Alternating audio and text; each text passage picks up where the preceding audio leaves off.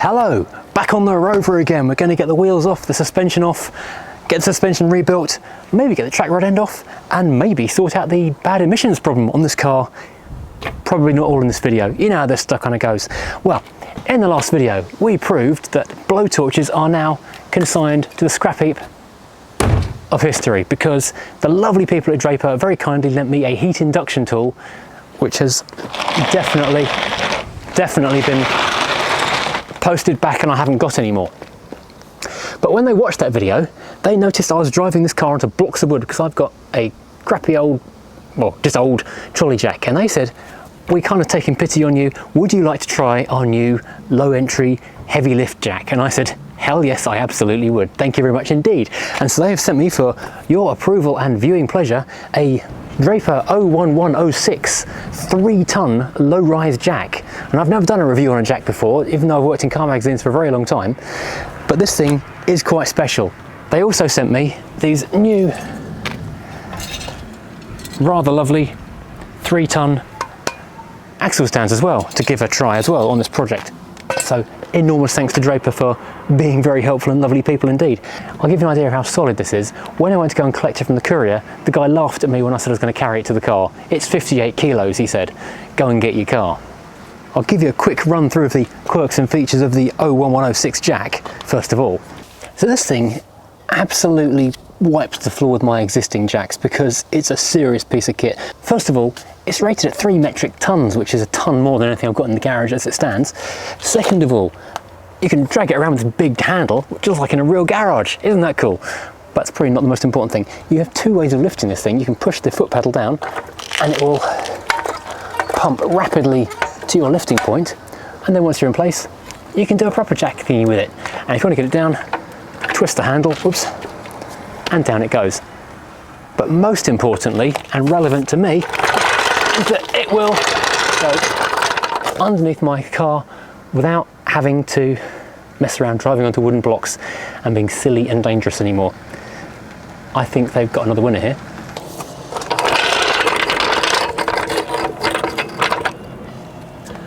This is the first time I've actually jacked this car up without having to drive onto a block of wood since I took the original factory suspension off about 10 years ago.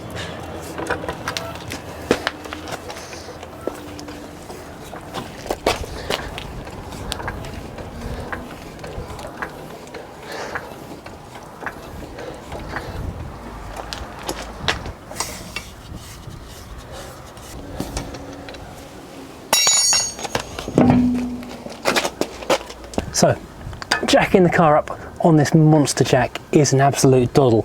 Under the jacking point, this lifts it like it's not even there, which is really handy indeed. And the seriously weighty, solid axle stand is under a chassis rail under the car there. So that's going nowhere now. It's gripped nice and firmly on there. This is a monster. My only criticism of this is it's too big, because even at its lowest setting, that's quite a long way up. My regular jack would have struggled to lift it high enough for that. And at its highest height, I love that little hydraulic game.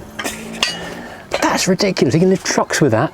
You're probably into the territory of raising 4-wheel drives off the ground. These are definitely on my shopping list as well because that is nice and secure. And the great thing is, because this is a 3-ton lift, or 3-ton support, I can put these heavy-duty monsters at the front end under the engine and my old ones under the back with virtually no weight in the back of the car, because this is going to have to be in the air for probably about a week while Gaz take care of fixing my suspension up. These of course are nice and easily to undo because when I reassembled it, I only did it finger tight, so I could just move it back into the drive rather than ramping it all as tight as it would go, because I knew it wasn't going anywhere and I didn't want to fight it again twice in 2 weeks. Whoops. That should, in theory, this should just kind of lift out of here now. What are the chances of that actually happening without me reverting to leverage? It's free at the top, it's rotating.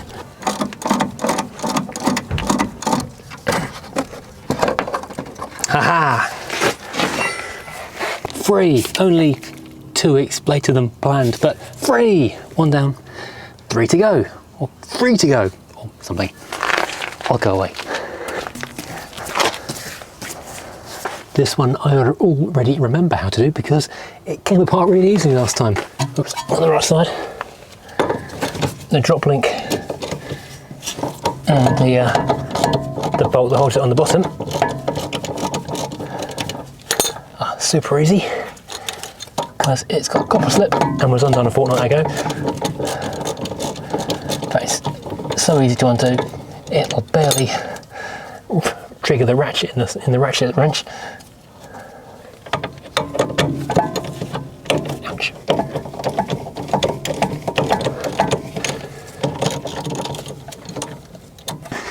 Now these big main bolts here at the back are covered in copper slip, so they came out really easily.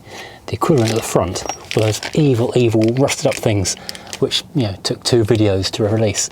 I went on to Rimmer Brothers, because they are the #1 place for recent Rover parts, and these were dirt cheap replacements for those horrible rusted up knackered things. So they will be smothered in copper slip, and they will go in the front of the car when I reassemble this shortly. This isn't a how-to, but basically there are 2 bolts on the top of the strut turret in here. Just undo them, and the strut will basically just fall out. I'll do it without the camera.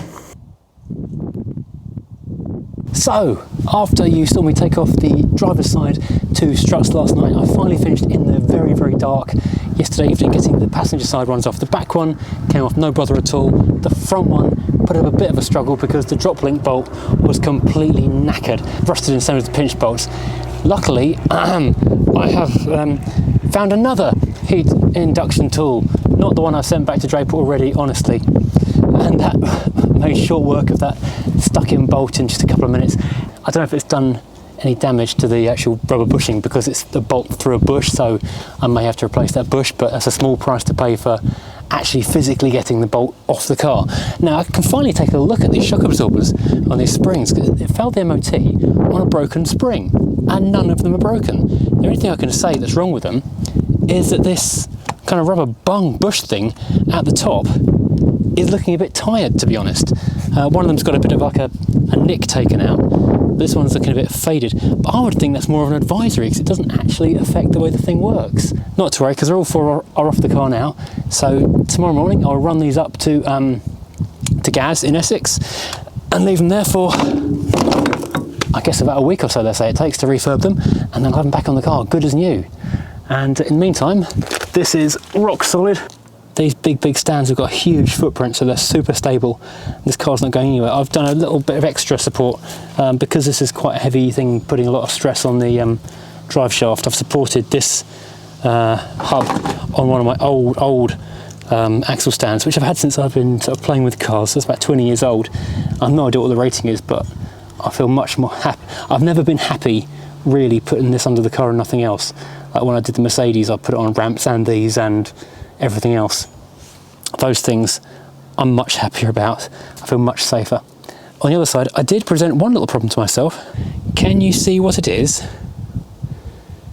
When I parked the car and then took the first 3 wheels off and the first 3 shock absorbers or coilovers off, I didn't realise how close I'd parked, or didn't pay attention to how close I'd parked with this wheel to this post in the house, and I couldn't actually get the wheel off, which meant I had to do everything leaning through the gap in the wheel, and that was trickier than I expected, especially using the heat induction tool and a breaker bar through that gap.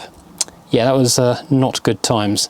Oh, actually, just looking at these tyres, they are looking a little bit old. I might have to go and replace these when the car's back on the road again, because that's, actually, to be fair, these tyres are probably about 10 years old. I'll do some burnouts before I get rid of that. I was planning on trying to get that.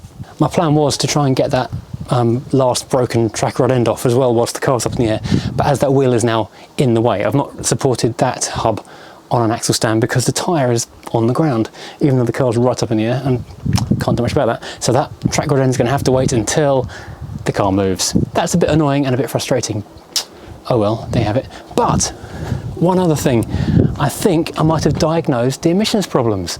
Something occurred to me the other day. When I've been driving this recently, it's never really been getting up to temperature, not always, especially not in not on the motorway. It's been running really cold, and in traffic it barely gets up to temperature. The thermostat's probably gone, isn't it? No thermostat, no clean running. So I'll change that and then hopefully might get that emissions pass on the MOT. Speaking of MOTs, the other day when I was filming the Maestro, I actually left this at a MOT station, same place that failed that car, whilst I was fit with the Maestro owner came and picked me up from the MOT station. That was quite a handy use of time. When I came back, I was expecting all kinds of expensive problems to be waiting for me, but no, not even a single advisory. This thing is brilliant. Although, and it treated me so well that on the way home from the MOT, one of the side light bulbs went. It happened after the test, so I didn't have to go and do that and retest it. What a brilliant car. However, but one car which I thought was my friend, but didn't do me any favours, is the Mini. Let's go and take a look at that. It's 60 years of the Mini, of all Minis, not just the new one. And to celebrate, I'm going to go and fail my MOT in this Mini. Yes, probably because I had backlights on.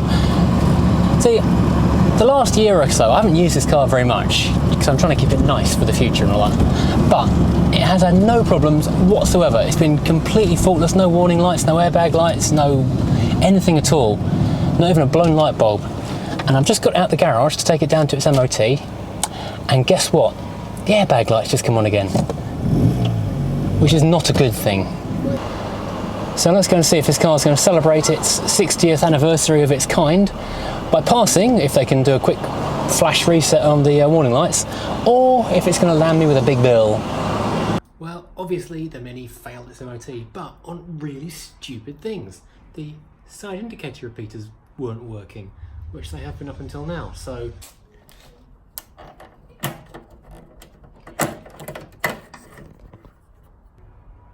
Oh, it's working now.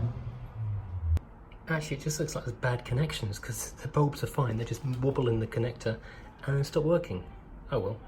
I can't believe I got an MOT fail for a bad connection on a light bulb. It's like I'm MOTing the P6 again.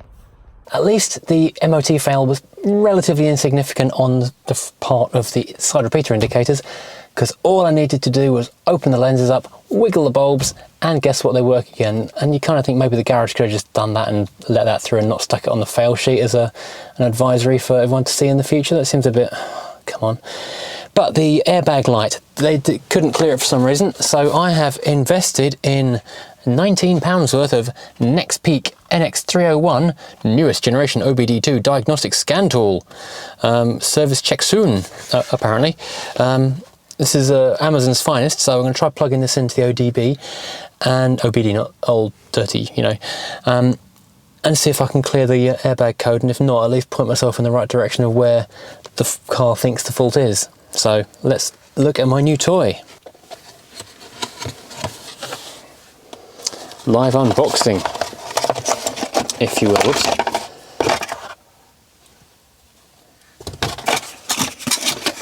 Whoops. Oh, it even comes with a little pouch, and thankfully a user's manual. I hope I don't have to charge this thing up or put batteries in it or something. I'll be stuffed if I do. Right, I'm just going to find the ODB port on the car and see what it says.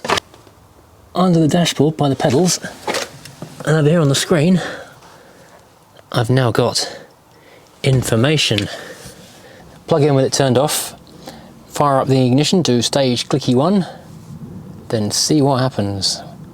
Linking to vehicle, waiting for vehicle to respond. Erase previously stored data, I'm going to say yes. Read codes, yes. Stored codes, yes, please wait. No codes are stored in the module. Pending codes, please wait. No pending codes are stored in the module. Okay, that's really helpful. Well, I've still got the airbag lights on, so this is basically useless. So as far as the Mini goes, I've now got two choices. I could spend the next few days stripping the seats out, checking every wire inch by inch, hoping to find the problem and probably failing, or I can just take it around to Trevor at TJ Motors, pay for another MOT and pay for him to find the fault with a code reader that actually works while I post my code reader back to Amazon and get my £19 refunded. What did I expect for 19 quid, frankly? So the Mini is still off the road for another week or so, which is a shame because I've bothered to tax it this month. The Alpha I've sawned because it's going nowhere while the Rover is up in the air with no wheels on it. And this is sawned as well while it's up in the air with no wheels on it. So my one functioning car has tax but no MOT. Apart from obviously the Mercedes, which works fine. Thank you for watching. Thank you for sharing my pain. I'll see you next time.